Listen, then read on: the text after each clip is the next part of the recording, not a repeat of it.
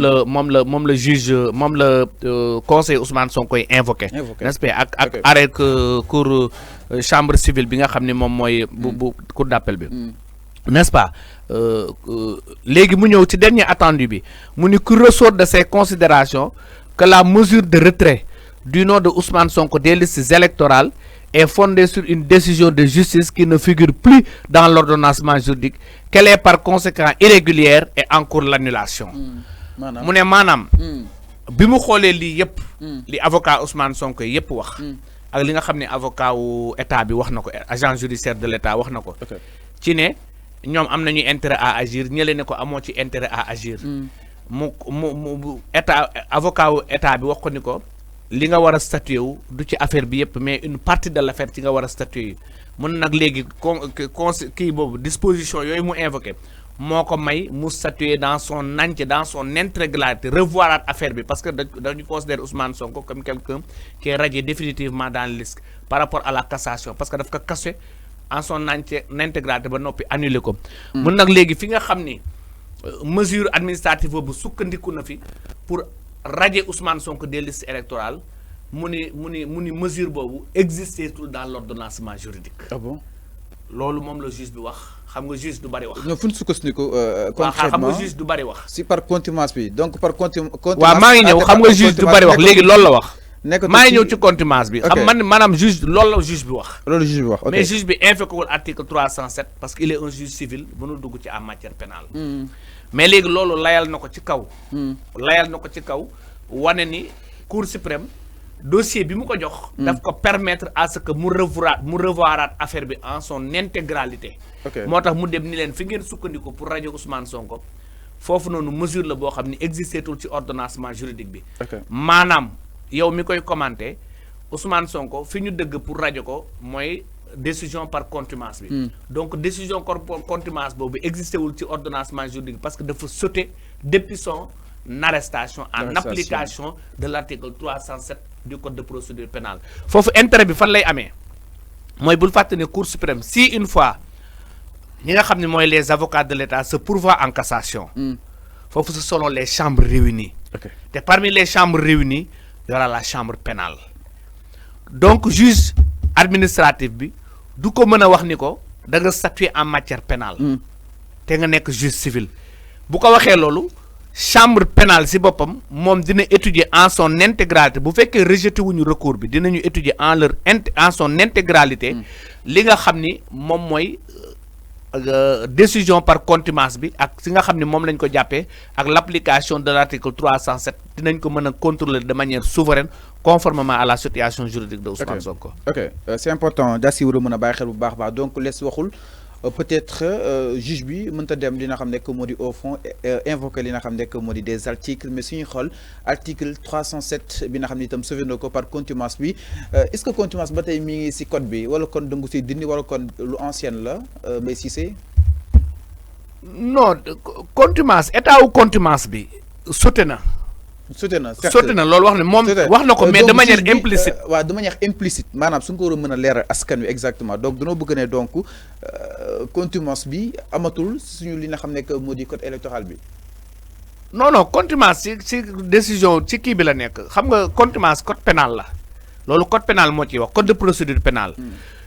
waxu code électoral dafa ne leen. fi ngeen sukkandiku parce que ñoom dañu condamné Ousmane Sonko même dañu condamné parce que il n'a pas été explicite par rapport ak explication yi certes mënul dugg au fond mais nga jaan ñu koy jàngatal waaw moom laa nekk di la def xam nga maanaam daf leen bëgg a wax ni la parce que moom lii rek la invoqué benn article peut-être dafay bañ ñu reproché ko di ko tu as statué en matière pénale mais moom dafa dëgg ci ne juge cour suprême daf ko jox opportunité à ce que mu revoiraat décision bi yëpp loolu peut-être mën nañu considérer ne peut-être bu fekkoon cour suprême buggul mu buggul ñu régler situation bi peut-être erreur am la de la part de sa part parce que moom da ko jox opportunité à ce que mu xoolaat affaire bi dans son intégralité looloo tax mu dem tàmbalee fa nga xam ne fa la affaire bi tàmbalee mooy fi nga xam ne fa la ñu basé wu pour rajo ko mooy décision bi ñu ko condamné à 2 ans de prison ferme par contumace décision boobu la ne décision boobu existé wul dans l'ordonnancement juridique loolu rek la wax yam foofu mu ni par conséquent irrégulière et en cours l'annulation. C'est-à-dire la radiation est irrégulière. Pourquoi elle est irrégulière? Fi mu sukkandiku loolu existé wul boo demee ci ordonnancement juridique bi doo ko fa fekk léegi nag boo koy commenté bu fekkoon juge bi dafay gën a càmbar gën a leeral parce que juge civil la du bëgg a dugg ci affaire pénale n'est-ce pas parce que dañ naan la le criminel tient le civil en état léegi da ngay dem boo koy commenté yow en tant que juge cour suprême moom dina ko gën a xool parce que moom ci affaire contumace ba lay wax ne leen contumace boobu ngeen jaar contumace ba sotti na loolu dina juraat beneen débat sur le champ politique parce que fii juge moom moo wax ci affaire contumace. Marguerite Ismaïla Madior Fall waxoon que ni li ñu jàppee Sonko ak la nga ko arrêté waatee du benn ça n'a rien à voir. waaw pour la première fois Ismaïla Madior Fall dafa waxoon ni Ousmane Sonko dès l'instant bu heure bu ñu ko arrêté wala mu constitué wu partie civile là automatiquement da ngay gis ni décision contumace bi dafay sauter en application de l'article 307 du code de procédure pénale bi wax ni buñ la arrêté wala nga constitué wu prisonnier là automatiquement décision bi dafay sauter prisonnier autant pour moi. Alors mu nekk lu am solo loo xam ni itam ñu koy xam par rapport ak li nga xam ne que moo di atte bi nga xam ni itam moo jógee naka démb donc Mbaye peut-être si jàngat ki nga xam ne que moo di Cour suprême ginnaaw ba mu daal di joxe li nga xam ne que moo di mairie grande instance bu Dakar pour mu daal di koy atte ni dafa daal di manqué benn soubassement est-ce que sa xel peut-être jàpp nga ne lii mooy deuxième soubassement bi. non bii même bu dee deuxième soubassement bi du neex a traité parce que fële cour chambre administrative de la cour suprême. mais fii déggoo man la ce sont les chambres réunies. chambre réunies yooyu nag dina ci bokk li nga xam ne mooy la chambre pénale. la chambre pénale nag moo koy may moom mu càmbar li nga xam ne moom mooy situation par situation de contumace bi nga xam ne moom mooy Ousmane Sonko. ba xam li juge bi wax lay wax wala leneen lay wax bu fekkee au cas où rejeté wuñu recours bi. mais bi mu ñëwee dafa ne statuant publiquement par ses motifs. contradictoirement en matière électorale et en dernier ressort. Cela veut dire que loolu ça ne susceptible d'aucun appel. maanaam cour suprême la mën a jëm. léegi mu ñëw ci fond bi mu ne déclarons nul la radiation de Ousmane Sonko n'est-ce pas ordonnons également sa réintégration sur les listes électorales. léegi en application de l'alinéa 4 de l'article L47 du code de procédure pénale du code électoral li nga xam ni moom mooy permettre à ce que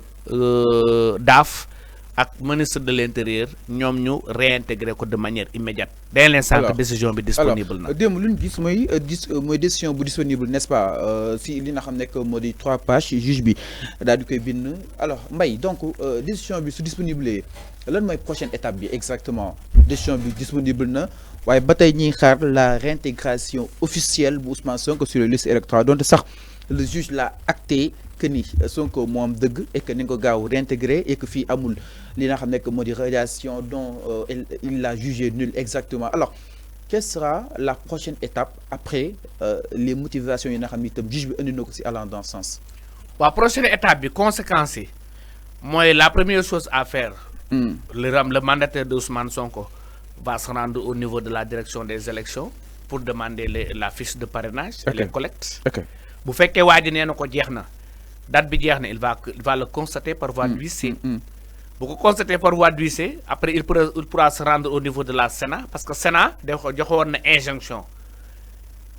comme joxoon na injonction li si des mooy appliquer les dispositions pertinentes de l'article L13 du code électoral. bi ko jox pouvoir de substitution. maanaam mu substituer ki nga xam ne moom mooy DG jëlal boppam fiche yi ak outil de collecte yi jox ko ki nga xam ne moom mooy mandataire bi. loolu tamit bu fekkee Sénat refusé na ko n'est-ce pas. il va le constater par voie d'huissier. et le moment venu le conseil constitutionnel va statuer parce que dans ce cas. mais conseil constitutionnel ñu ne mënagul wax ci yëf yi. parce que non conseil constitutionnel yegguñ fa mais dinañ fa yegg. dans ce cas li nga xam ne moom mooy am mooy Ousmane Sonko mën na déposer toutes ses pièces devant le conseil constitutionnel.